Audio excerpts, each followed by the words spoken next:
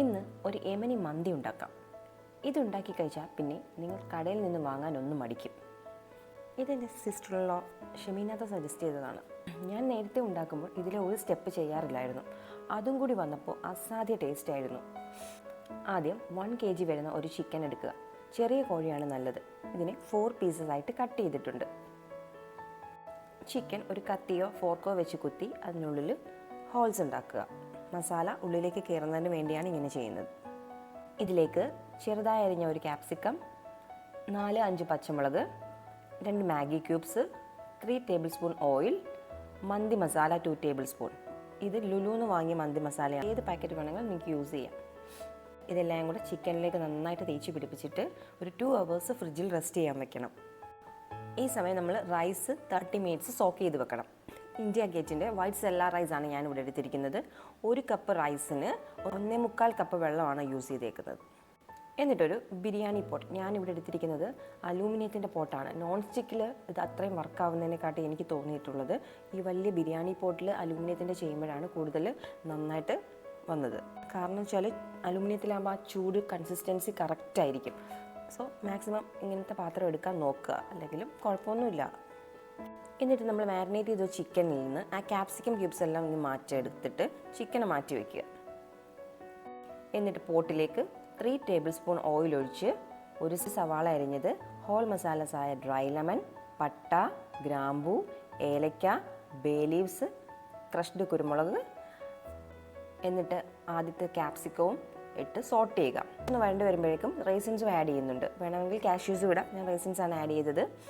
ഇനി വെള്ളം ഒഴിക്കുന്ന സ്റ്റെപ്പാണ്. വെള്ളം 1 കപ്പ് റൈസിന് 1.25 കപ്പ് വെള്ളമാണ് യൂസ് ചെയ്യേണ്ടത്. ഞാനിവിടെ 3 കപ്പ് റൈസ് എടുത്തിട്ടുണ്ട്. സോ 4.25 കപ്പ് വെള്ളം ഞാനിവിടെ എടുക്കുന്നുണ്ട്. ഇനി വെള്ളം ഒഴിച്ചിട്ട് ആവശ്യത്തിന് ഉപ്പിടുക. വെള്ളം നന്നായി തിളച്ച് വരുമ്പോഴത്തേക്ക് നമ്മൾ സോക്ക് ചെയ്ത് വെച്ച റൈസ് ഇതിലേക്ക് ആഡ് ചെയ്യുക. റൈസ് ഇട്ടതിന് ശേഷം ഒരുപാടിട്ട് ഇളക്കരുത്. റൈസ് സോക്ക് ചെയ്തുകൊണ്ട് പൊടിഞ്ഞു പോകും. ഇനിയാണ് ഇമ്പോർട്ടൻറ്റ് സ്റ്റെപ്പ്. നമുക്ക് ഈ ചിക്കൻ ഒരു ഓവൻ സ്റ്റാൻഡിൽ വെച്ചിട്ട് ഈ റൈസ് തിളയ്ക്കുന്നതിൻ്റെ മുകളിലായിട്ടാണ് ഞാൻ വെച്ചിരിക്കുന്നത്. ഇത് നിങ്ങളുടെ കയ്യിൽ ഇല്ലയെന്നുണ്ടെങ്കിൽ വേറൊരു ഓപ്ഷൻ എന്ന് പറഞ്ഞാൽ ഒരു അലൂമിനിയം ഫോയിലിൽ ഈ ചിക്കൻ പൊതിഞ്ഞിട്ട് അതിനകത്ത് പോഴ്സ് ഉണ്ടാക്കിയിട്ട് ഇതിൻ്റെ മുകളിൽ വെക്കുക എന്നുള്ളതാണ്. പക്ഷേ ഏറ്റവും ബെസ്റ്റ് ഇതുപോലത്തെ ഒരു സ്റ്റാൻഡാണ്. ഇതെൻ്റെ ഓവൻ്റെ സ്റ്റാൻഡാണ്. അല്ലാത്ത ചെറിയ സ്റ്റാൻഡുകളൊക്കെ കിട്ടുമല്ലോ, അത് യൂസ് ചെയ്താൽ മതി. പോട്ടിനെ ഒരു അലൂമിനിയം ഫോയിൽ കൊണ്ട് നന്നായിട്ട് കവർ ചെയ്തിട്ട് അടച്ചിട്ട് ഇതിൻ്റെ മുകളിൽ ഒരു വെയിറ്റ് വെച്ചിരിക്കുക. ആദ്യത്തെ ഒരു 5 minutes ഹൈ ഫ്ലെയിമിലിട്ട് ഇടുക. അതിനുശേഷം സ്ലോ ഫ്ലെയിമിലിട്ട് 40 to 45 minutes വരെ കുക്ക് ചെയ്യണം. സ്ലോ ഫ്ലെയിം ആയിരിക്കണം, അടിയിൽ പിടിക്കത്തില്ല. ഒരു 40 minutes കഴിഞ്ഞപ്പോൾ ചിക്കൻ നന്നായി വെന്തു, റൈസും കുക്കായി വന്നിട്ടുണ്ട്. റൈസിലെ ഹോൾ മസാലാസൊക്കെ എടുത്ത് മാറ്റുന്നത് നല്ലതാണ്. ഇനി ഈ ചിക്കൻ എടുത്തിട്ട് കുറച്ച് ബട്ടറിലിട്ടൊന്ന് മൊരിച്ചെടുക്കണം. ഓവർ ഫ്രൈ ആവരുത്, ജസ്റ്റ് ഒന്ന് മൊരിഞ്ഞാൽ മതി. ഇതെടുത്തിട്ട് വീണ്ടും ആ റൈസിൻ്റെ മുകളിലേക്ക് നിരത്തി വെക്കുക. അതിനുശേഷം ഒരു ചാർക്കോൾ കത്തിച്ചിട്ട് അതിലേക്ക് കുറച്ച് ഒലിവ് ഓയിൽ ഒഴിച്ച് ഇതിൻ്റെ സെൻട്രലായിട്ട് വെക്കുക. എന്നിട്ട് വീണ്ടും മൂടുക. എന്നിട്ടൊരു 10 minutes റെസ്റ്റ് ചെയ്യാൻ വെക്കുക.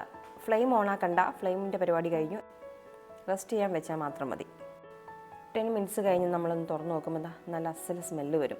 ആ കടയിൽ നിന്ന് മേടിക്കുന്ന മന്തിയുടെ അതേ സ്മെല്ല്. സംഭവം റെഡി ആയിട്ടുണ്ട്. നല്ല ഒതൻറ്റിക് ടേസ്റ്റുള്ള യമനി മന്തി റെഡി ആയിട്ടുണ്ട്. ഇതിന് നിങ്ങൾ എന്തായാലും ട്രൈ ചെയ്ത് നോക്കണം, ഇഷ്ടപ്പെടും. ലാസ്റ്റ് ഗാർണിഷിങ്ങിന് വേണ്ടി നിങ്ങൾക്ക് വേണമെങ്കിൽ ഓനിയൻ ഫ്രൈ ചെയ്തിടാം, കാഷ്യൂസ് ഫ്രൈ ചെയ്തിടാം. ടിപ്സ് ഒന്നും നിങ്ങൾ മറക്കരുത്. അരി ഒരുപാട് തിളക്കരുത്. കുക്കിംഗ് ടൈം ഒരു 35 minutes മീഡിയം ഫ്ലെയിമിലല്ല, സ്ലോ ഫ്ലെയിമിൽ തന്നെ വെക്കണം. ചെറിയ ചിക്കൻ എടുക്കാൻ ശ്രമിക്കുക. സുഗുണ ചിക്കൻ ആണെങ്കിൽ ബെസ്റ്റാണ്. So thank you.